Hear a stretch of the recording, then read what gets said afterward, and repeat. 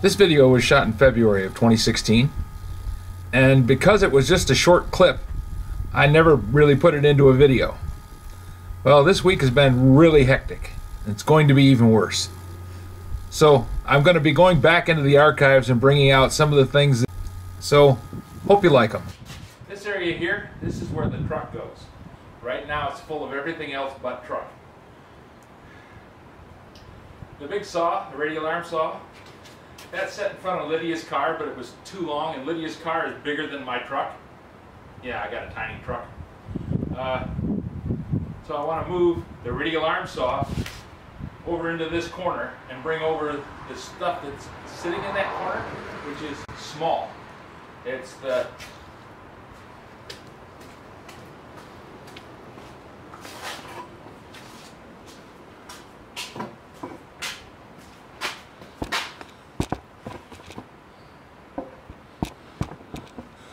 stuff that sat in that corner was the welder, the cutting torch.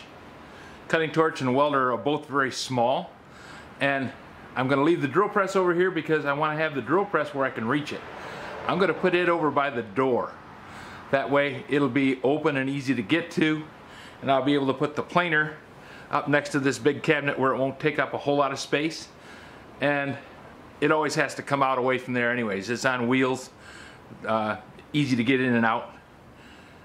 So the plan is to have the planer sitting next to the brown cabinet, the drill press over on the other side, the welder and the cutting torch sitting in there, and the grinder I'm not sure about. I got the grinder sitting right there right now because I wanted to get it out of the way to do the other stuff.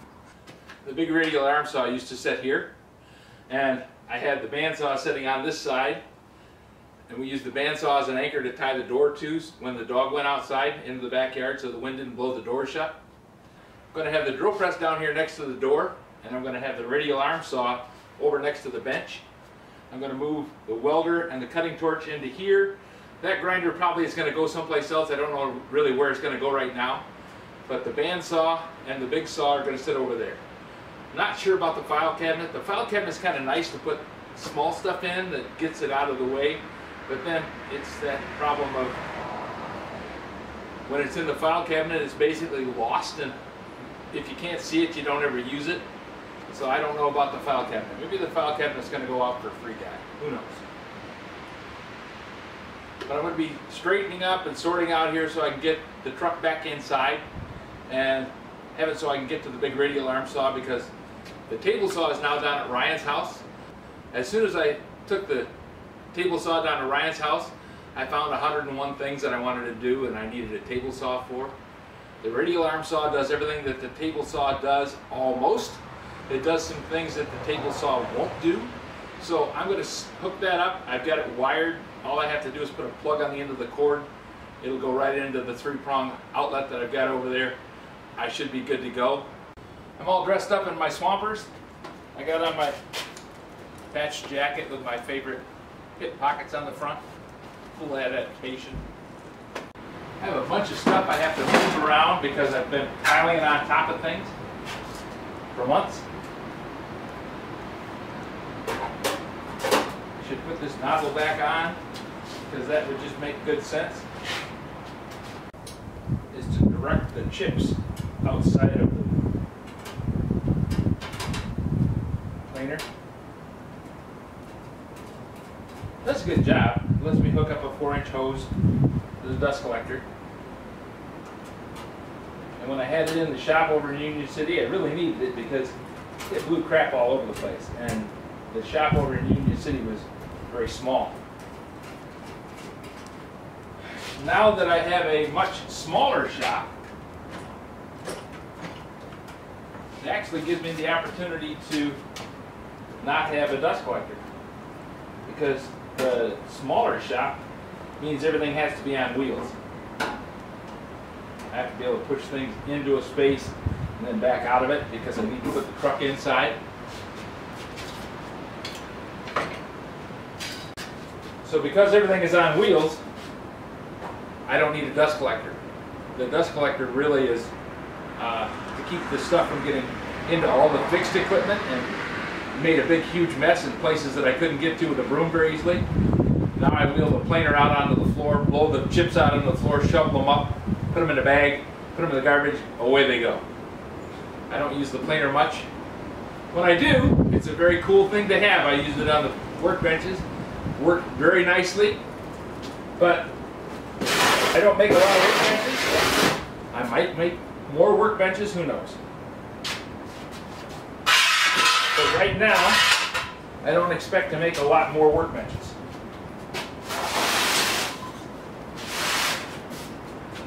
I'm just moving stuff out of the way so that I can shove the planer over in front of Lydia's fire. Because we're playing the tile game with tools. Double-bladed axes. I got a thing for double-bladed axes. I got 3 of them. One of them is someplace in this mess. One is really nice. One is pretty ratty, but I sharpened it up and it does a nice job of cutting. This one came from a garage sale. Mattock. This is kind of a double-bladed axe for digging in dirt. It does a nice job if you want to trench things. That's what Dad had it for. I inherited it, so I've got it. I found that they have a thing called a trenching tool.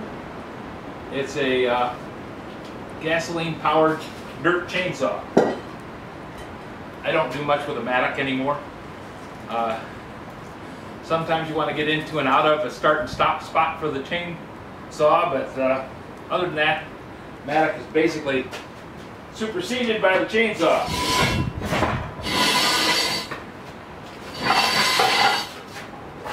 If they weren't so high maintenance and expensive, I'd probably have one. But for the few times that I cut a trench through the yard, I'm going to just rent it. I'm acclimated for winter, and it's 50 degrees out today, and it's warmer in the garage than it is outside because the wind's off of me. So the jacket's going to have to go. It's too warm for wearing a jacket.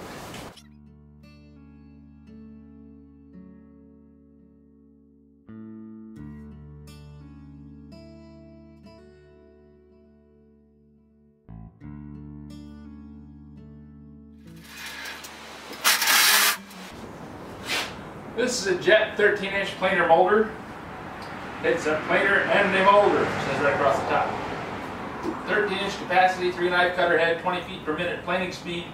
Knives are easily changed and set up.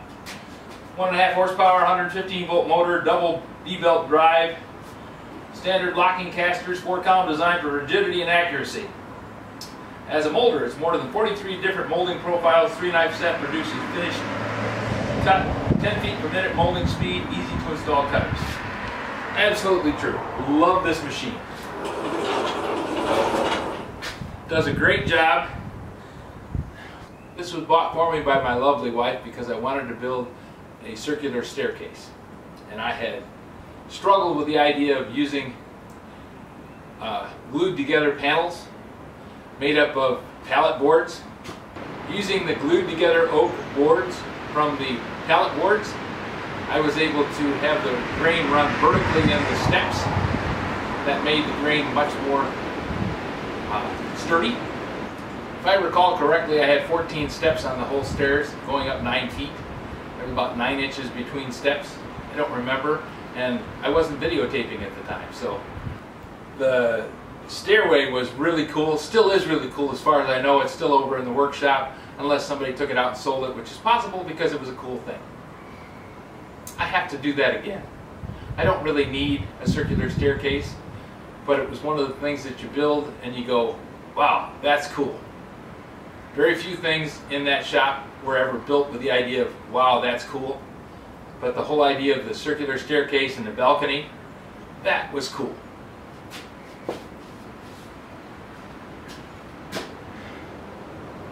Okay, now I have this thing here, which is big. Bob Collins gave me an engine lift. I've used it many times. When I moved, I picked everything on and off the truck bed with this engine lift. I used it to move the plow for the tractor. I used it to move the radial arm saw in and out. I used it to move the table saw in and out and the planer in and out. Anything that was heavy enough that I didn't want to lift it by hand, I used the engine lift. Very cool thing to have, like having your own personal crane. You do have to have a really solid flat spot, but I had cement floor over the workshop in Union City, and I have this nice blacktop driveway and a cement floor in the garage, so I was able to do all of the stuff with the engine hoist. This garage is really nice from the standpoint that it has paneling on the inside that's insulated, which means that it's warm. It also has wiring in it, which means it has lights and outlets. When they built the garage, they put everything in on number 14 wire, so the number 14 wire isn't heavy enough to really handle anything. I can run a few lights. I can run a saw if I don't do it really a lot, but I have to have everything fused so small that 15 amps is all I can ever put into those outlets. Eventually I will be replacing the wires going to those with number 12 so that I can get on up to a 20 amp outlet. There's really a workshop with 15 amp outlets is stunted.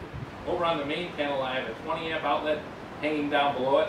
Whenever I install a service, I put a working outlet below it as I do the install. You want to have something so that if something happens and a fuse blows, you can come out, plug in a work light, plug in whatever you got to have, and have one dedicated circuit that really shouldn't blow unless the mains go. And if the mains go, you got other problems. You're going to work with flax that interface. Thank you. I'm going to stop a while and go in the house. If you have any suggestions for a new video, questions about today's video, or any of the other videos on the channel, just drop a note in the comments. You know I read them all. Thanks for watching.